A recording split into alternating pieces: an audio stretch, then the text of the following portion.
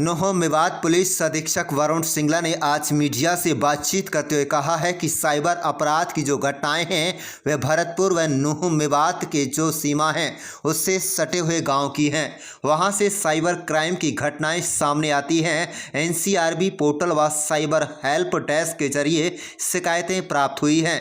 तकरीबन 550 शिकायतें इस साल मिली हैं जिनकी जाँच नियम अनुसार चल रही है। उन्होंने कहा है कि हमने कुछ प्रभावी कदम साइबर अपराध को रोकने के लिए उठाए हैं।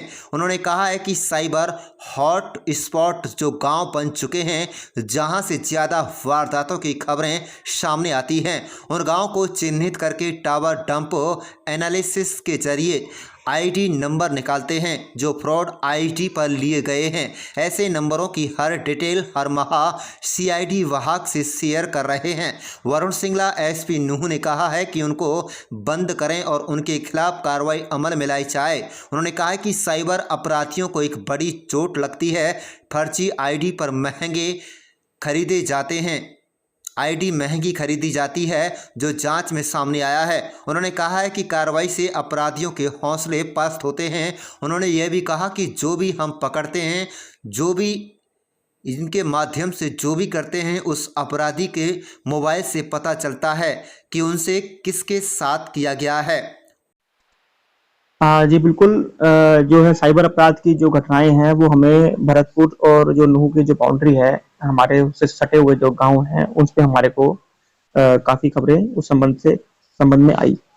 इसमें जो शिकायतें हैं वो एनसीआरपी पोर्टल के जरिए या हमारे जो साइबर हेल्प डेस्क है उस पर हमारे को कंप्लेंट्स प्राप्त होती हैं। लगभग 550 के करीब इस साल में हमें कंप्लेंट्स प्राप्त हुई हैं जिनकी जाँच नियमानुसार चल रही है।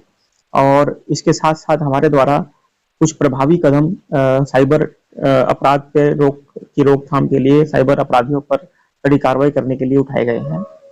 इसमें एक कदम हमने इस प्रकार के जो साइबर हॉटस्पॉट बन चुके हैं, जो गांव जहां से ज़्यादा इस तरह की वारदात की हमें खबर आती है, उन गाँव को चिन्हित करके हमने उनके टावर डंप एनालिसिस के जरिए हमने ऐसे जो नंबर्स निकाले हैं जो कि संभवतः फ्रॉड नंबर, फ्रॉड आईडीज पे लिए गए हैं।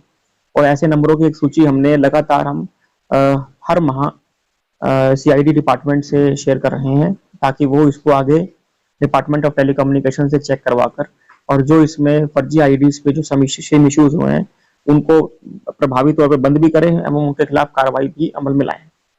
जिससे क्या होता है कि एक साइबर अपराधी को एक बड़ी इसमें चोट लगती है, क्योंकि जो ये सिम होते हैं फर्जी आईडियों पे, ये काफ़ी कीमत के साथ वो प्रोक्योर करते हैं, जो हमारी जांच में कईयों में सामने आया है।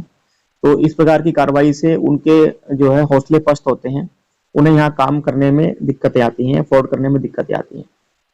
इसके अलावा हमने एक ये भी मुहिम छेड़ी है कि जो भी अपराधी हम पकड़ते हैं उसके संबंध में उसके द्वारा किए गए अन्य फ्रॉड की जानकारी प्राप्त करने के लिए हम I4C प्लेटफॉर्म जो गवर्नमेंट ऑफ इंडिया का है उसको हम पत्राचार करते हैं, जिससे कि हमें डिटेल पता लगती है कि उस अपराधी के मोबाइल फोन से, उस अपराधी के सिम से एवं उस अपराधी के साथ जुड़े हुए अन्य लोगों के द्वारा किस किस व्यक्ति के साथ फ्रॉड किया गया है, जिसका फ्रॉड दर्ज किया गया है पोर्टल के ऊपर।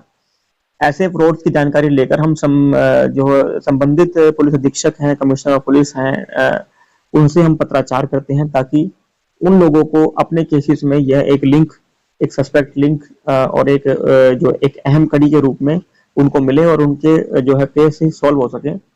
साथ ही साथ इस क्रिमिनल जो क्रिमिनल की जिसकी धरपकड़ की जाती है उसकी बेल इत्यादि में उसको बहुत कठिनाइयों का फिर सामना करना पड़ता है, क्योंकि उसका एक हैबिचुअल नेचर सामने आता है कोर्ट के, जिससे कोर्ट्स जो है उसमें फिर एक कड़ा रुख अपनाते हुए उनकी बेल को खारिज करते हैं।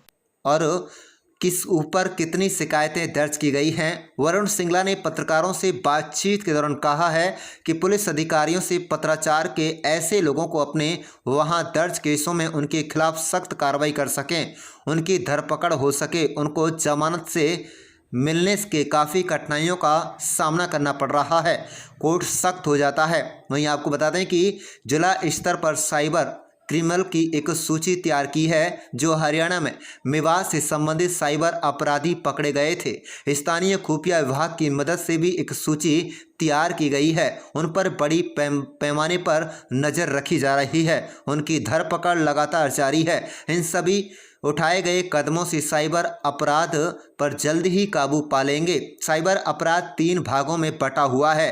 बता दें कि साइबर अपराधी प्रलोभन देकर, लिंक भेजकर उसे ठगी का शिकार बनाते हैं इत्यादि। दूसरा, किसी प्रकार का डर दिखाकर ठगी की जाती है। सेक्सटॉर्शन भी इस का एक हिस्सा निकलकर सामने आया है। किसी भी व्यक्ति को झांसे में लेकर उसकी अश्लील वीडियो बनाने के उपरांत उस पर ब्लैकमेल करने के लिए वायरल करने की धमकी दी जाती है। तीसरा, साइबर अपराध जानकार बन के फ्रॉड करते हैं। बैंक तथा आर्मी पर्सनल बनकर फ्रॉड किए जा रहे हैं। एसपी ने कहा है कि आज के तौर पर बाकी बड़े पैमाने पर किया जा रहा है। शर्म की बात यह है कि इंसान इसकी शिकायत नहीं करता। ज़्यादा से ज़्यादा राशि अपराधी को बिना किसी सवाल के दे देता है। बाकी अन्य फ्रॉड में राशि कम दी जाती है। एसपी नूह ने कहा है कि 100 साइबर अपराधियों की सूची हमारे पास तैयार है। उन्होंने कहा कि हरियाणा में किसी न किसी जिले में इन पर मुकदमा दर्ज है, उनका आपराधिक रिकॉर्ड है। रिकॉर्ड चेक करने के बाद यह सूची तैयार की गई है। इसके अलावा 50-60 अपराधी ऐसे हैं जिन पर मुकदमा दर्ज नहीं है, लेकिन खुफिया विभाग से जांच के बाद इनकी रिपोर्ट तैयार की गई है। पुलिस ने कहा है कि इन पर पैनी नज़र बनी हुई है और लगातार इन पर पुलिस काम कर रही है। आप देख रहे हैं नूह मेवात से लियाकत अली की रिपोर्ट। क्रिमिनल्स के अंदर एक डर का माहौल पैदा हुआ है और यह प्रक्रिया हमारी निरंतर जारी रहेगी कि जिससे कि ये साइबर क्रिमिनल्स यहाँ ना पनपें। इसके अलावा जो है हमने एक जिला स्तर पर साइबर क्रिमिनल्स की जो है एक लिस्ट हमने तैयार की है, जो कि हमने पूरे हरियाणा प्रदेश से जितने भी साइबर क्रिमिनल्स, जितने भी मेवात से संबंधित साइबर क्रिमिनल्स पकड़े गए थे, उनकी हमने सूची लेकर उसको कैटेगराइज कर लिया। उसके अलावा हमारी लोकल इंटेलिजेंस के बेस पे जो हमें लगे कि जो साइबर क्रिमिनल्स के रूप में काम करते हुए हमारे को खबर आई है, उनकी सूची तैयार करके हमारी उन पे पैनी नजर है और उनकी धरपकड़ हमारी लगातार जारी है। तो इन सभी स्टेप से हमें उम्मीद है कि हम बहुत जल्द ही जो है साइबर क्राइम पर काबू पा लेंगे। देखिए, अगर साइबर क्राइम को हम देखें तो ये 3 भागों में बटा हुआ है। एक इसका है reward based cyber crime activity. Reward का मतलब ये होता है कि जब भी कोई साइबर अपराधी किसी को कोई प्रलोभन देकर उससे कोई भी लिंक भेजकर उसका पैसा ठगता है, तो चाहे वो OLX के रूप में कोई एकदम अट्रैक्टिव डील के रूप में हो, या कोई 4G से 5G सिम कराना हो, इत्यादि प्रलोभन देकर जो किए जाते हैं। एक है थ्रेट बेस्ड, जिसमें किसी ना किसी तरह का डर दिया जाता है विक्टिम को, जैसे किसी की सिम डीएक्टिवेट होने का डर, किसी को ATM ब्लॉक होने का डर, किसी को कोई ई-वॉलेट ब्लॉक होने का डर, इत्यादि जो डर हैं। उसी में ये सेक्सटॉर्शन भी एक सबसे अहम निकल के आया है, जिसमें किसी भी विक्टिम को पहले झांसे में लेकर और उसकी अश्लील वीडियो बनाने के उपरांत उसको ब्लैकमेल के तौर पर उस वीडियो को वायरल करने के रूप में ये सेक्सटॉर्शन में ये भी थ्रेट की कैटेगरी में हम इसको डाल सकते हैं।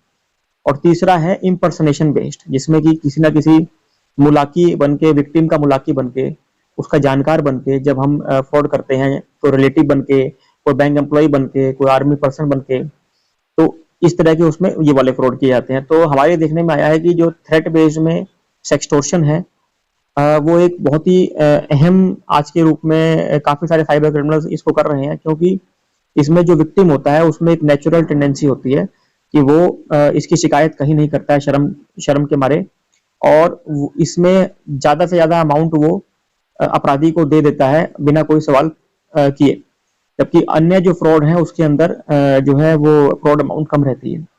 तो ये एक बड़ा चैलेंज है। इसके लिए अवेयरनेस ड्राइव्स और इस प्रकार की जो भी शिकायतें होती हैं उस पर पुलिस खुद भी संज्ञान लेते हुए सो मोटो और इनके खिलाफ कार्रवाई करती है, ताकि जो है विक्टिम को स्वयं इसमें कंप्लेंट ना करें। ये करीब मोर देन 100 साइबर क्रिमिनल्स हमारे पास इस समय सूची में हमारे पास हैं, जिनके खिलाफ ऑलरेडी कहीं ना कहीं हरियाणा के किसी ना किसी जिले में मुकदमे दर्ज हैं, जो कि गिरफ्तार भी हुए हैं, जिनका क्रिमिनल रिकॉर्ड है। और रिकॉर्ड की चेकिंग करने के उपरांत ये ऐसे सूची मिली है, और करीब 50-60 क्रिमिनल ऐसे हैं जिनके ऊपर फिलहाल मुकदमे दर्ज नहीं है, लेकिन जिसके विषय में हमें ऐसी इंटेलिजेंस मिली है कि वो इस प्रकार की वारदातों में संलिप्त रहते हैं।